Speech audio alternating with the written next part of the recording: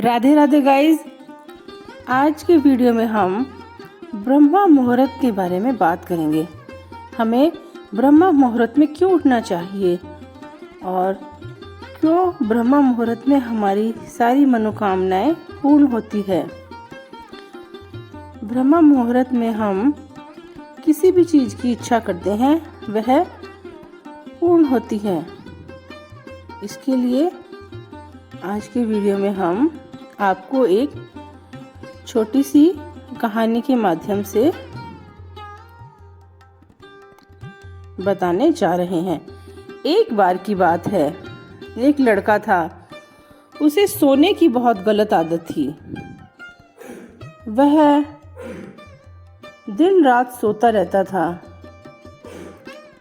सुबह 9 बजे से पहले तो वह कभी नहीं उठता था। उसके पिता और घर वाले उसे उठा कर बहुत परेशान हो जाते थे। चाहे ज़मीन इधर से उधर हो जाए, कुछ भी हो जाए, परंतु वह लड़का कभी नहीं उठता था।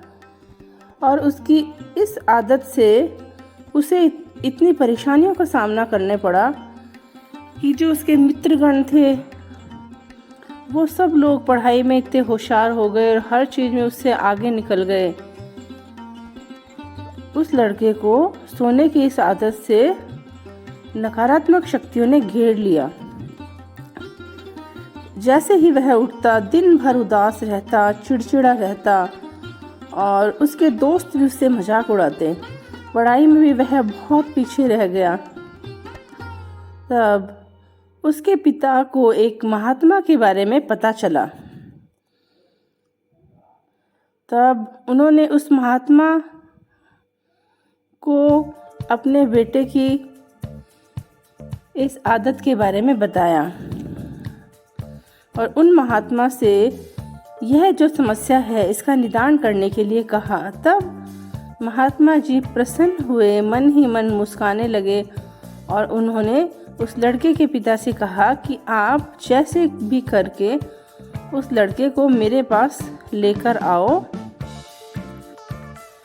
मैं उसकी इस समस्या का समाधान कर दूंगा। तब उसके पिता ने अपने बेटे को समझाया कि बेटा, तुम सब बच्चों में सबसे पीछे रह गए, तुम्हारे दोस्त कितने आगे निकल गए।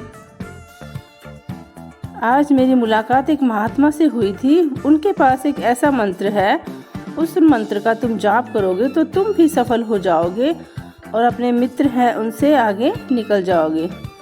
लड़का बहुत खुश हुआ। उसने कहा, पिताजी ठीक है,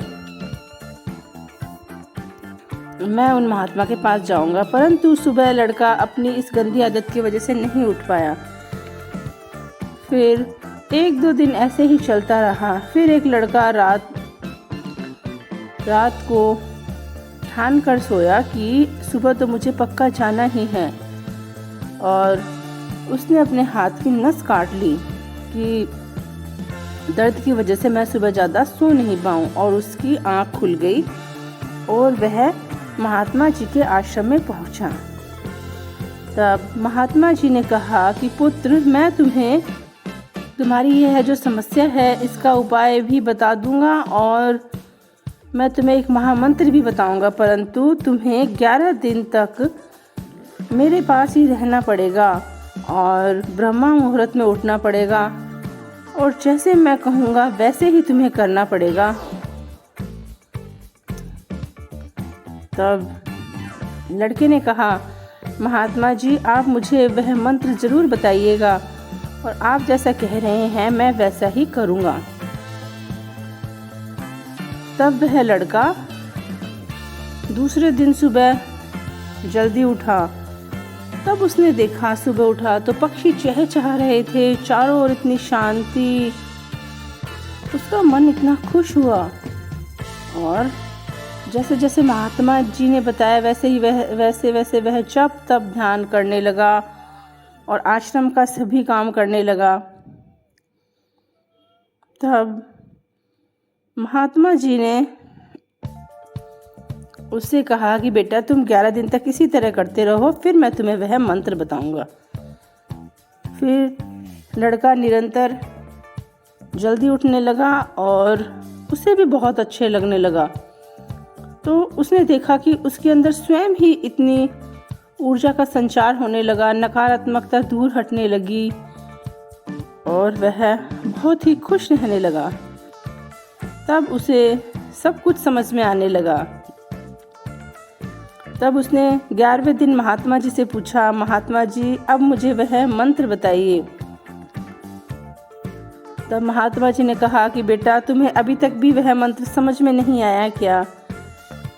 तब वह लड़का भी मुस्कुराने लगा। उसने कहा महाराज जी मैं सब कुछ समझ गया हूँ कि सुबह प्रातःकालीन ब्रह्म मुहूर्त में उठना और जप तप ध्यान करना ही वह मंत्र है। सफलता का मंत्र यही है। फिर महात्मा जी ने उस लड़के को ब्रह्म मुहूर्त के महत्व के विषय में बताया। उन्होंने बताया कि जो ब्रह्म मुहूर्त होता है वह देवों का समय होता है, ज्ञान का समय होता है। जो भी हम प्रयास करते हैं वह पूर्ण होता है। शुभ ऊर्जा का संचार होता है ब्रह्म मुहूर्त में। अगर हमारी नींद जल्दी खुलती है तो हमें सोच लेना चाहिए कि अच्छी ऊर्जा हमसे संपर्क करना चाहती है। इसलिए जो देवालय होते हैं, मंदिर होते हैं, वह भी ब्रह्म मुहूर्त में खुलते हैं। रात की ओस से चारों ओर ठंडक पैदा होती है।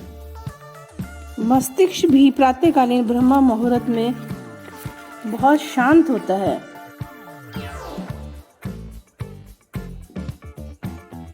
इस समय हम जो भी मनोकामना मांगते हैं वह हमारी अवश्य ही पूर्ण होती है। इस समय हमें ध्यान भी करना चाहिए। ध्यान की भी यह सर्वश्रेष्ठ अवस्था होती है। हमारा जो माथा होता है, जहाँ हम बिंदी लगाते हैं, उसके बीच में आज्ञा चक्र होता है।